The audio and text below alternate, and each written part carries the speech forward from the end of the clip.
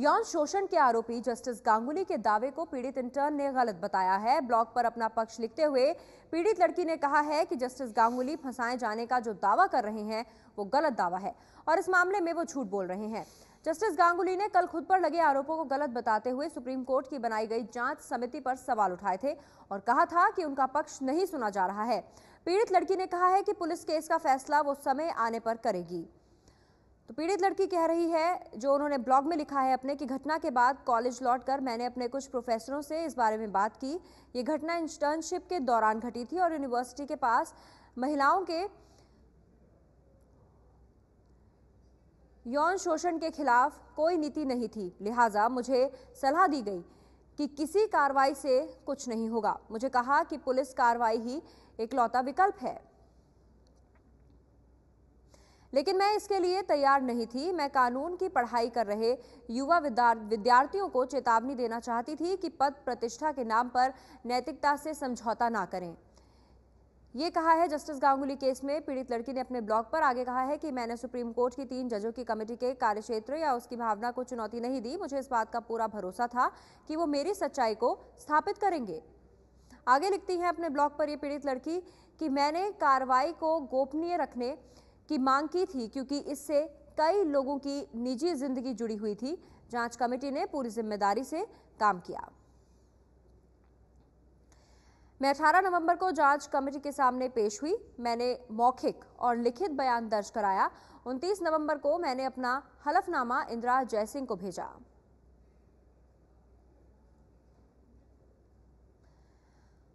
हलफनामे में मेरे यौन शोषण की सारी जानकारियां मौजूद थी।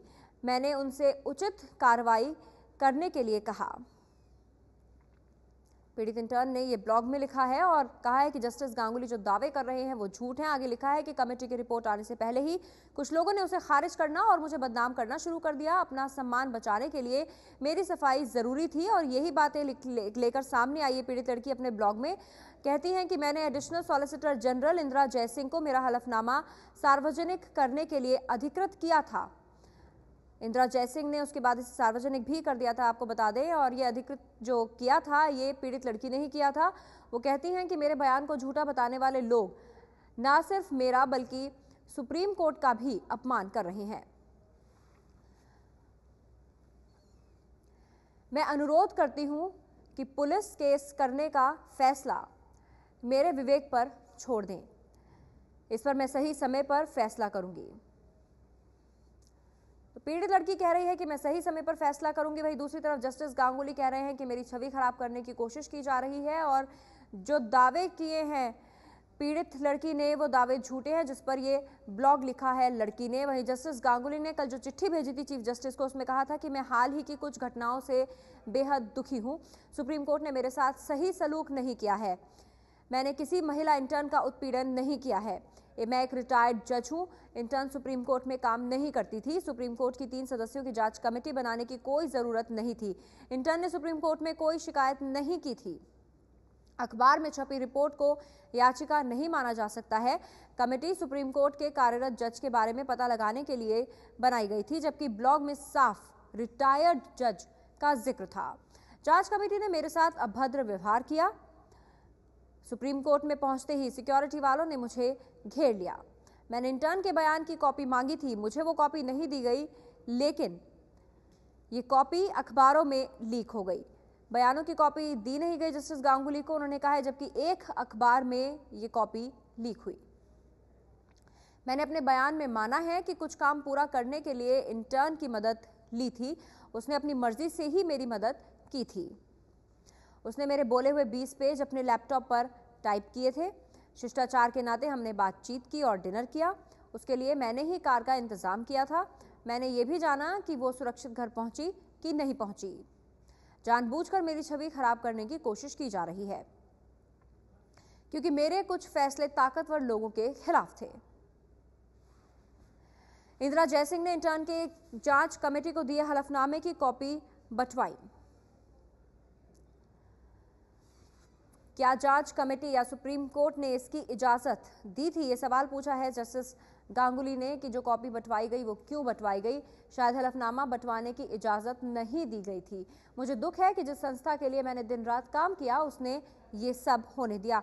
चीफ जस्टिस को चिट्ठी लिखी है ये जस्टिस गांगुली ने, जिसमें उन्होंने अपनी नाराजगी जताई है सुप्रीम कोर्ट के प्रति और साथ ही ये कहा है कि जो दावा कर रही है वो लड़की वो झूठे हैं। जस्टिस गांगुली का पक्ष और इंटर्न का पक्ष आपको बताते हैं। जस्टिस गांगुली का कहना है कि इंटर्न के बयान की कॉपी मुझे नहीं दी गई लेकिन अखबारों में लीक की गई। वहीं पीड़ित इंटर्न कहती है कि कमेटी की रिपोर्ट से पहले ही कुछ लोग बदनाम करने में जुटे थे, इसलिए इंदिरा जयसिंह को बयान जारी करने को कहा था। यानी इंदिरा जयसिंह को बयान जारी करने के लिए पीड़ित इंटर्न ने अनुमति दी थी, उसके बाद ही उन्होंने वो कॉपियां बंटवाई।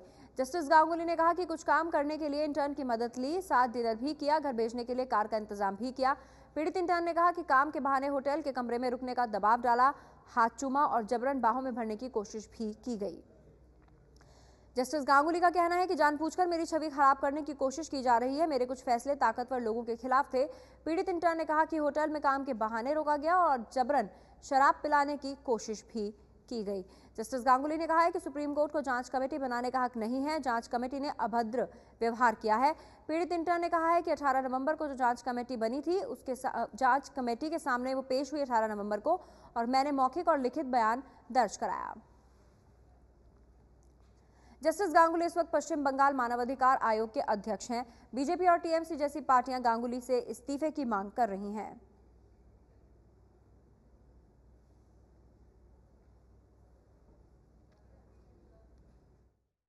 जस्टिस गांगुली का चिट्ठी का कोई मतलब नहीं है। जस्टिस गांगुली को अगर कुछ करना है तो फिर वो सुप्रीम कोर्ट में जाके कहे, हमारा कोई आपत्ति नहीं है। अभी तो केस उनको खिलाफ चालू नहीं हुआ। अगर केस होता तो वो कोर्ट के सामने जाकर कह सकते हैं। उनको चिट्ठी लिखने का अधिकार है, लेकिन हमारा जो पहले का मांग था कि नैतिकता के आधार पर उनको हट जाना चाहिए West Bengal human rights commission का, उसमें हम अड़े हुए हैं। हम अभी भी सोचते हैं कि उन पर जो इल्जाम रखा है, लगा है, उसके बाद उनको रहना नहीं चाहिए। सब लोग ये मांग कर रहे हैं, बंगाल की सरकार मांग कर रही है, रिन्यूअल पार्टी मांग कर रही है कि उनको हटाया जाना चाहिए। सरकार ने यहाँ कानून मंत्री ने कहा है कि हम लोग राष्ट्रपति को रेफर कर सकते हैं इस मामले को। तो इतना शीशा लेदर करने की क्या जरूरत है? क्यों, क्या इतनी आसक्ति है, इतना मोह क्यों है उनको वहां ह्यूमन राइट कमीशन का अध्यक्ष बने रहने में? उसको इस्तीफा करें। इस्तीफा करने के बाद जो भी उनके हाथ में जो लीगल ऑप्शंस है उस सब का इस्तेमाल करना चाहिए। मुझे लगता है कि अगर वो लॉ इंटेंट सामने आ गई तो कोई भी हिंदुस्तान का कोई आदमी भी गांगुली साहब को बचा नहीं सकेगा। अफसोसनाक बात यह है और बड़ी अफसोसनाक बात है कि अब यही जजेस, सुप्रीम कोर्ट के जजेस, लोकपाल बनेंगे। गांगुली साहब जब इंटरम सामने आएगी तो बच तो नहीं पाएंगे। उनका एक ख्याल था कि शायद वो इंटरम सामने आएगी नहीं, तो उन्होंने चिट्ठी लिखी थी। मैं समझता हूँ ये मुल्क बड़े खतरनाक मोड़ पे पहुंच गया है।